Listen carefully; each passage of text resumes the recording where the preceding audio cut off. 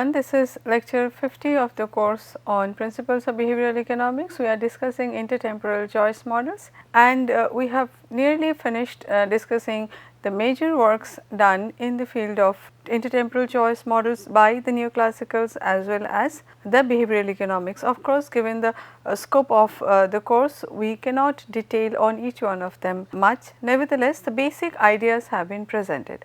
Now, here in this module, we are going to discuss some special discounting cases. The concepts that are going to be discussed are choosing not to choose and preferences over profile. Now, this is a feature of human behavior that we sometimes choose not to choose, in the sense that we take action to prevent ourselves from taking certain actions. For instance, if I am not able to save much, then I go for an auto deduction from my account which goes to some recurring deposits or maybe some systematic investment plans. So, I am told that I have to set aside or have this much of balance in my account so that that money can be auto debited from my account on a monthly basis. That is how I am forcing myself to save money for future. I have to be careful that whatever I spend, I must leave aside or leave this much of amount in my account so that when the time of auto debit comes, then it should not be a default. So, this is an example of choosing not to choose. As recounted by Homer,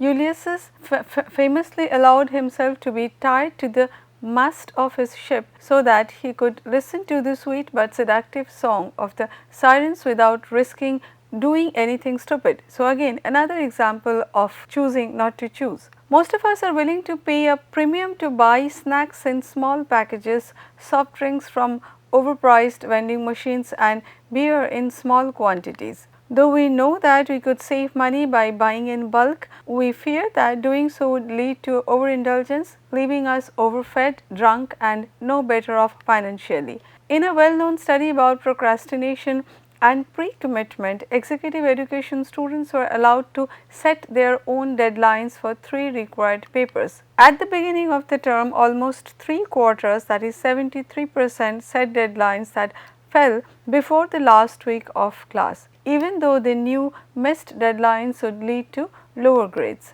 Apparently, the students were so afraid they would not get the work done without deadlines and external penalties that they were willing to take the risk. This kind of behavior is theoretically puzzling. From the point of view of exponential discounting, choosing not to choose makes actually no sense. According to this model, if you do not want to indulge now, you will not want to indulge later either. But such a behavior is not obviously entailed by the hyperbolic discounting model either. If you discount your future hyperbolically, you may very well plan not to overindulge, but then overindulge anyway. Now, we can give an example of such a situation: self-control and time preferences, as given by or discussed by Thaler in his famous book Misbehaving, as well as the book by Thaler and Sunstein, Nudge. Thaler was hosting dinner for some guests and put out a large ball of cashew nuts to nibble on with the first bottle of wine. Within a few minutes, it became clear that the bowl of nuts was going to be consumed in its entirety and that the guests might lack sufficient appetite to enjoy all the food that was to follow. Leaping into action, Thaler grabbed the ball of nuts and removed the bowl to the kitchen where it was put out of sight. Now, imagine the following conversation between a human who just removed a bowl of cashews with an econ looking on. Econ would say, "Why did you remove the cashews?" Human would say, "Because I did not want to eat any more of them." Econ would say, "If you did not want to eat any more nuts, then why go to the trouble of removing them? You could have simply acted on your preferences and stopped eating." This is what rational individuals should do, that if I do not want to do it, I would not do it. But the problem is that maybe we end up doing certain things even though we understand that doing such things are not really the best thing for us to do. Then human says that I removed the ball of cashews because if the nuts were still available, I would have eaten more.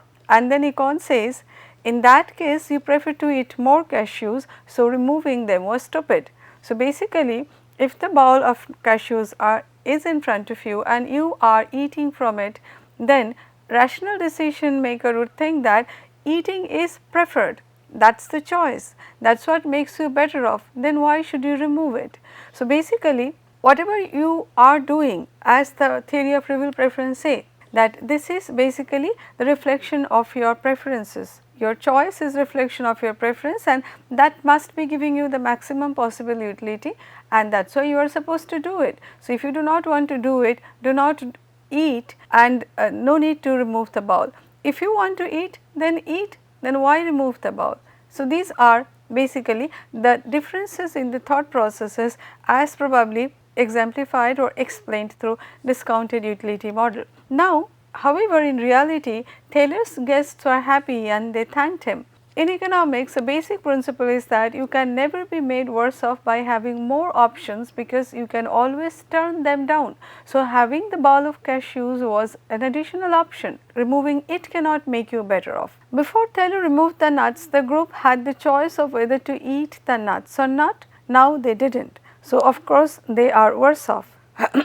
In the land of econs, it is against the law to be happy about this, but then if the individual who removed the cashews, that is an act of choosing not to choose. You decide to do something, to take a step, so that you do not end up choosing the option which apparently seems lucrative to you, but may not be the best, taking into future possibilities into consideration. So, none of the models that we have explored so far is appropriate for capturing common behaviors like this. Behavioral economists approach the issue by drawing a distinction between naive and sophisticated hyperbolic discounters. When people are time inconsistent, meaning that they prefer x to y ahead of time, but y to x when the time arrives, they are said to have self-control problems, exactly the kind of problem that we discussed at the end of the previous module, when the person was actually considering whether to eat a red velvet cake or not. Naive time consistent individuals, at times are also called naives for short,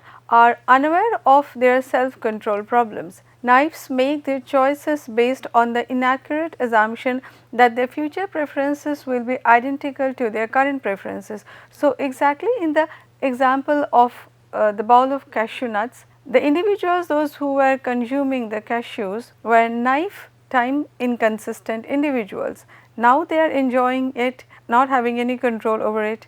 But then when the time will come for the other courses of the meal, they will find that their appetite is being killed, and they will not be able to enjoy much of the rest of the meal. Sophisticated time inconsistent individuals, or in short sophisticates, are aware of their self-control problems.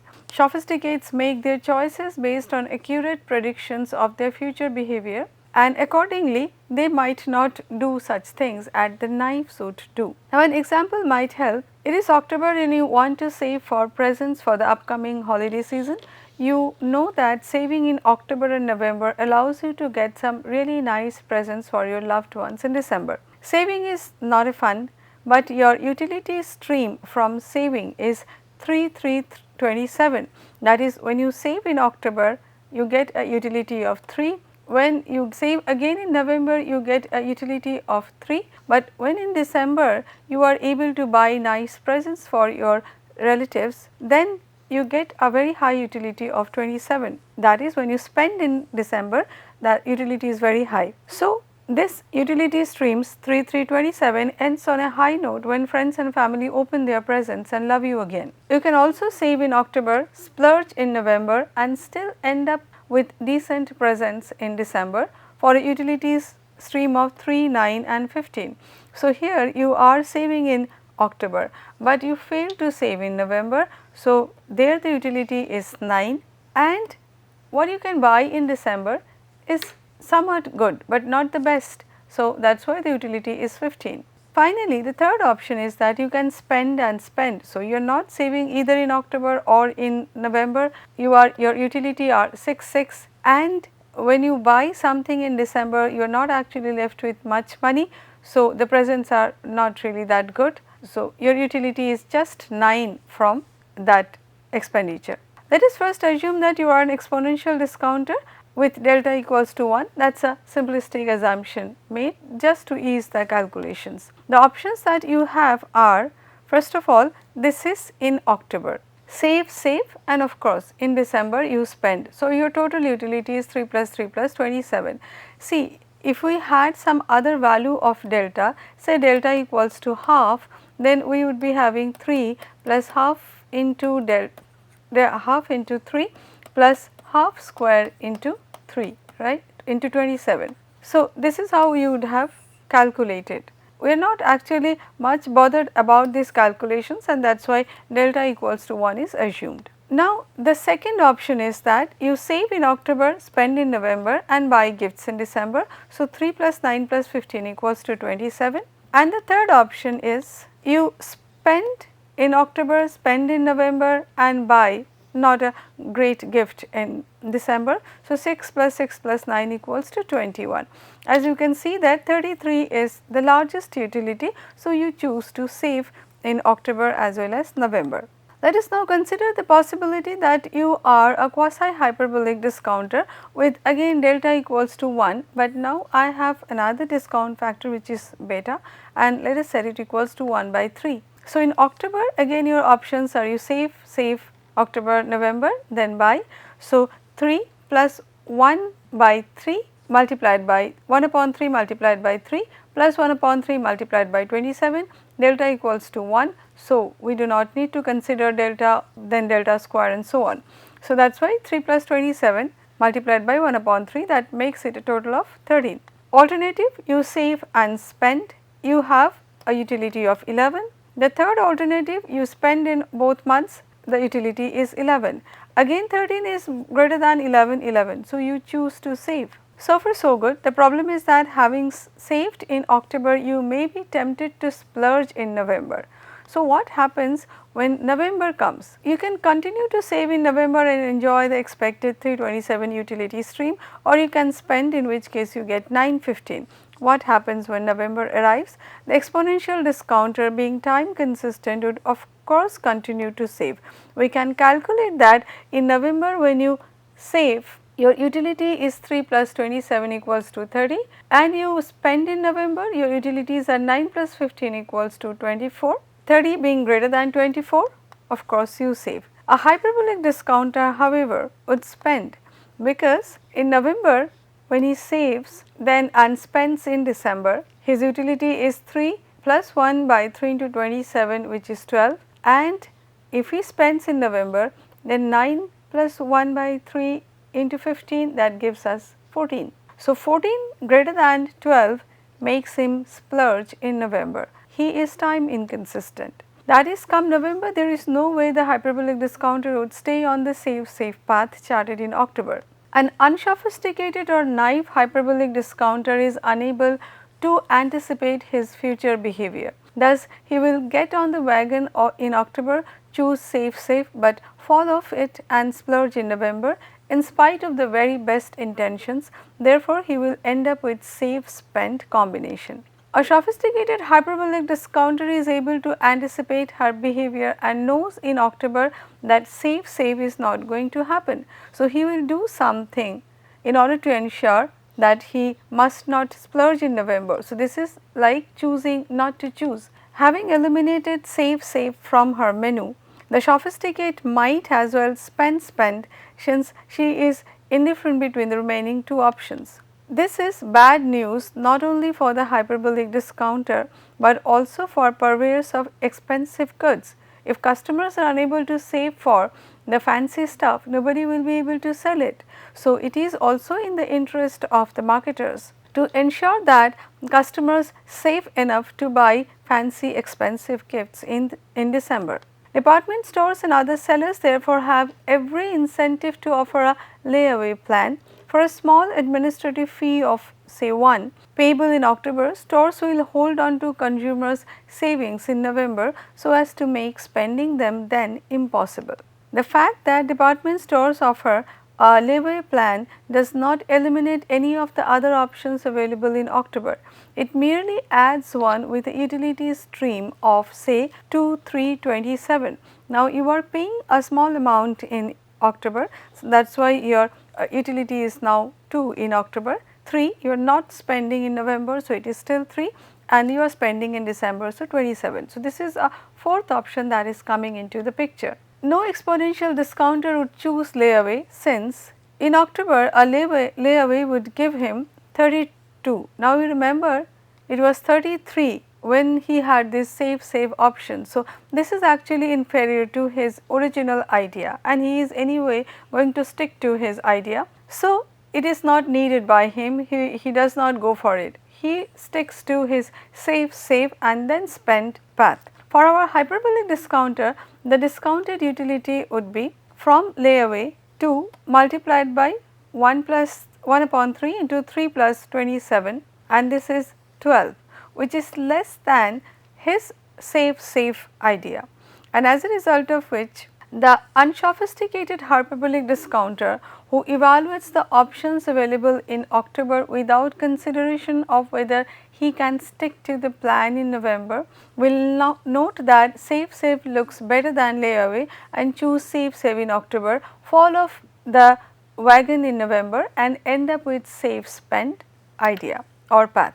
The sophisticated hyperbolic discounter who eliminates save from her menu, knowing that she will be unable to stick to it, finds that layaway beats both save spend and spend, because if you remember, hyperbolic or quasi hyperbolic discounters utility from save spend and spend both were at 11, but from layaway it is 12. So, he would be opting for the layaway offer. She signs up for the layaway plan, is prevented from splurging in November and gets the nice presents in December.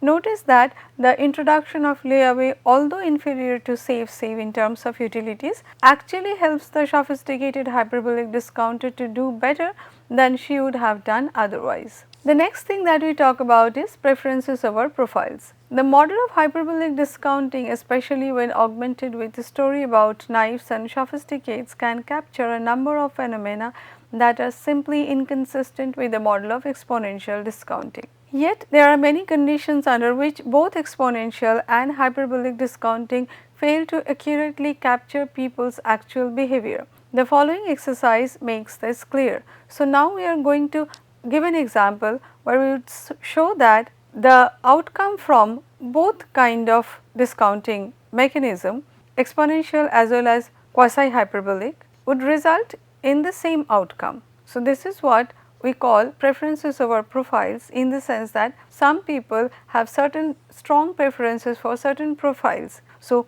their preferences are driven by those profiles regardless of what kind of discounter they are. The example is called cleaning the house. It is Sunday morning. So, that is time period t, morning is the time period t equals to 0, and you are determined to accomplish two things today: cleaning the apartment and going to the movies. You can either clean during the morning, which is t equals to 0, and go to the movies during the afternoon, which is t equals to 1, or go to the movies during the morning, then t equals to 0, and cleaning in the afternoon when t is equals to 1. So, now the two time periods are today itself, but one in the morning, another in the afternoon.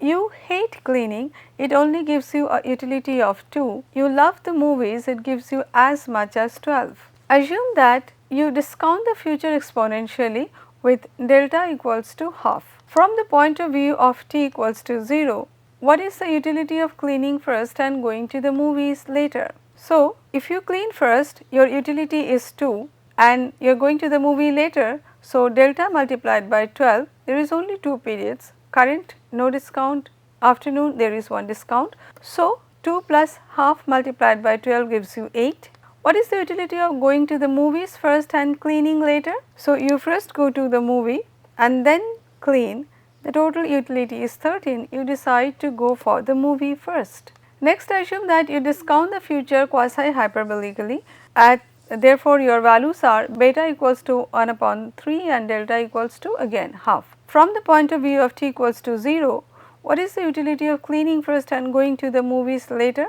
So, now 2 plus beta alpha multiplied by 12 gives you 4. What is the utility of going to the movies first and cleaning later? So, 12 plus beta alpha multiplied by 2 gives you 12.33.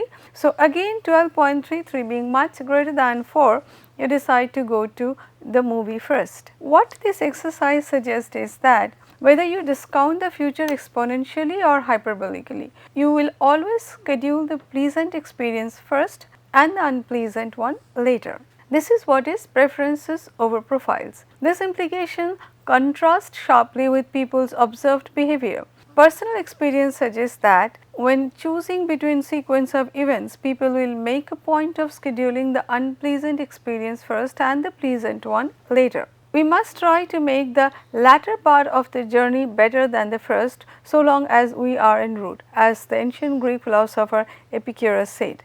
In this case, personal experience and ancient wisdom are supported by evidence. In one study, the researchers presented people with verbal description and graphical representations of increasing and decreasing salary profiles and elicited preferences over the profiles. The authors concluded that all things equal, by and large, a large majority of workers prefer increasing wage profiles over flat or decreasing ones.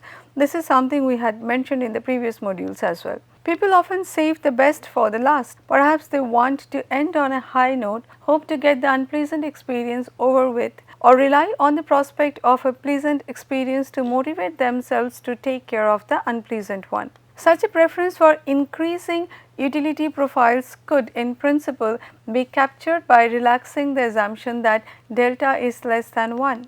If delta exceeds 1, a rational discounter will postpone pleasant events as much as possible. Now see that when delta is greater than 1, then for future periods when I have delta square, delta cube, delta raised to the power 4, these numbers are actually increasing over a period of time. So, instead of discounting the future, you are actually expressing preferences for the future more and more. But when delta is greater than 1, then R should be less than 1, because as you know that delta is equal to 1 plus R or 1 plus rho. So, if this is greater than 1, then R has to be less than 0, which is why the resulting preferences is called negative time preference. Yet, this solution is awkward, the solution of the example that we presented, because their people actually brought forward the thing that they like the most, contradicting the evidences that are there in large numbers in the literature. Because the very same people who clean in the morning and go to the movie in the afternoon simultaneously discount the future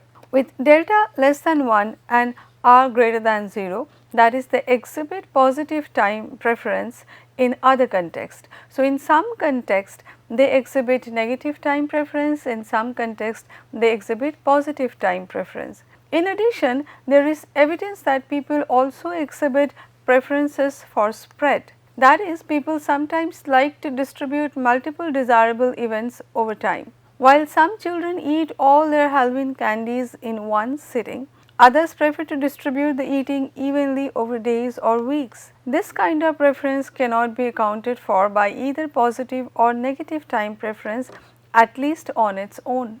Finally, people often exhibit a preference for variation over time, as they avoid choosing to consume the same good over and over again. As a result, people diversify over time. They wish to distribute pleasant and unpleasant events over time, and they value variety. All this suggests that people have preferences over profiles. They care about the shape of the utility stream as well as about discounted individual utilities. Ideally, what it tries to say is that for many instances we might not have a typical answer or solution to the evidences that we get. For example, alternatively we can say that certain things are there which are neither explained by the exponential discounting model nor explained by the behavioral counterpart, that is either hyperbolic discounting or quasi hyperbolic discounting. So, we needed to brought in different other dimensions, other psychological factors that might help us explaining such behavior. So, choosing not to choose and preferences over profiles are two such instances which are not exactly explained by the so called models, rather they display certain behavior which are beyond these models. So, with this I conclude this module on certain kind of discounting that, as I mentioned, are not generally explained by the models we have talked about so far, and with this also I conclude this discussion or the topic of intertemporal choice models. In the next we are going to begin with strategic interaction. Thank you.